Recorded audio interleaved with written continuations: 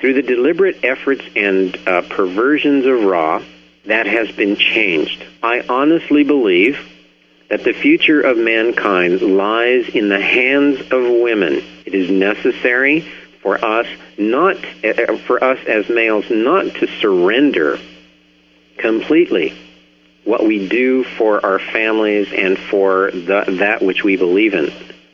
But I think we need to open the door and to begin to listen to the intuition that women have. Men are warriors. We are, in essence, the protectors. But we are also the supporters of those people who have direct connection to the stars. And while I do not wish to undermine the foundation of our society, I believe that women need to not only achieve a position which is equal to, but they're going to have to take a hand in guiding our world. They are the ones who have the direct connection to the powers that be. If we were to imagine a reptilian humanoid, can you, in your mind, picture whether or not they would have a tremendous amount of hair? No, they would not. If we were to imagine a canine or wolfen-type humanoid, we discussed this last evening and we addressed this in our Terra papers, would we expect a wolfen being to have a tremendous amount of body hair? Yes. I suggest that if you take a look at the population of this planet, you can see that women in general have more of a reptilian humanoid trait, less body hair, more slender, and that males tend to have the more corporeal, the larger, and the hairier status that a wolfen creature would have. In fact, the gene for baldness of no hair on the head is passed on through the female. The research we present has been documented, and you can find numerous sources. I recently had the opportunity to do a program in a city that is very, very devout in its faith. I was absolutely surprised by the response. Several of the callers berated me, scolded me, yelled at me, and quoted from one book alone. Most of the listeners who called in, however, also had enough of an open mind, practiced enough tolerance to at least entertain the possibility that we have been misled. And it isn't just one religion, it is many. Thank you for the opportunity to speak with you. Thank you for the time that you have given me. Whether you choose to believe in extraterrestrials or not, the questions that we have to address, the short-term questions, revolve around our existence on this planet. Did Jesus exist? Was the church created in a benevolent vein, or was it a political play? What about UFOs and the Santilli tape and the crop circles? How do all of these things fit together? We suggest that there is one common thread. We have been the victims of manipulation of the powers that be descended from the stars. Very briefly, Bayesian Lee and Lincoln, Barbara Thiering, Hugh Schoenfeld, Zachariah Sitchin, Holger Kirsten, Robert Bauval, Graham Hancock. The authors go on and on and on. Give us a call in the morning. We'll be happy to provide you with the reading list. In these last few moments, I would like to simply say, I am not a prophet of doom. I do not believe the world is going to come to an end. I think the world is going to continue long after that feeble experiment known as man disappears. If man disappears, it will be because of his own hand and because he permits the powers that be to manipulate him. Take a look at those people that are sitting next to you. Are they worth fighting for? Are they worth opening up the mind and seeking the truth? If you ignore the bear in the woods It does not mean he doesn't exist. You cannot deal with a cockroach problem until you admit there are cockroaches. Is there a problem? Is it extraterrestrial? Is it terrestrial? Is it a church? Is it a government? Or is it that we seek to empower that which is out there? The answer lies within each one of you. I do not mean to preach.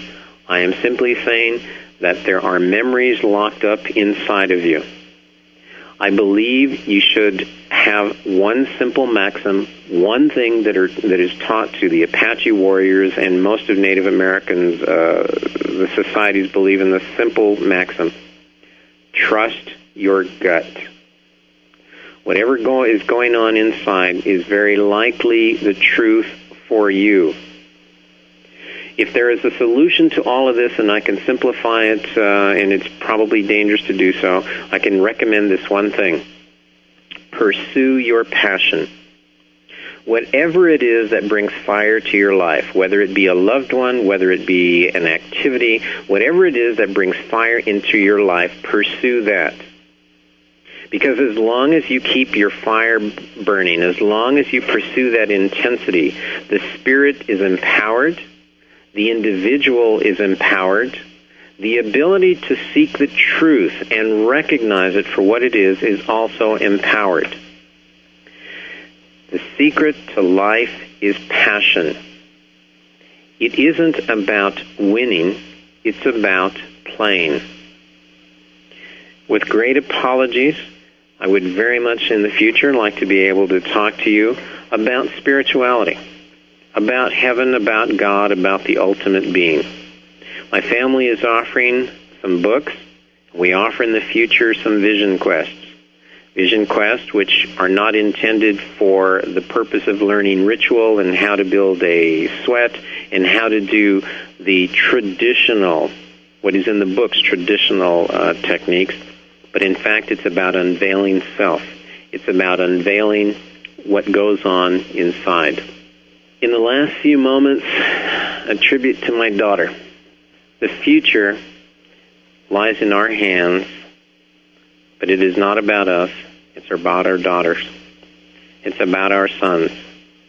Whether you choose to pursue the truth for political reasons, religious reasons, moral reasons, it is all about the future. We have been extremely fortunate to have an opportunity to live in this time, to live during these events. It is also our misfortune to live in this time and during these events.